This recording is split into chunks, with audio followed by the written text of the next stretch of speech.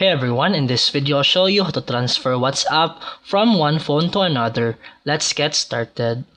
On your old phone, open WhatsApp, then tap the three dots, then settings, then chat backup.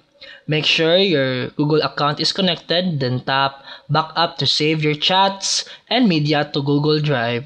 Wait until the backup finishes. This is very important before moving to your new phone. Now, on your new phone, install WhatsApp from the Google Play Store, then open it and tap Agree and Continue. Then enter the same phone number you used on your old phone, then verify it using the code sent to you. WhatsApp will automatically detect your Google Drive backup.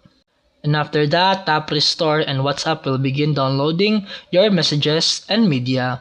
Once it's done, tap Next and your chats will appear exactly as before, now on your new phone. And that's it for today's video. If you found this helpful, please like and subscribe for more videos. See you in the next one.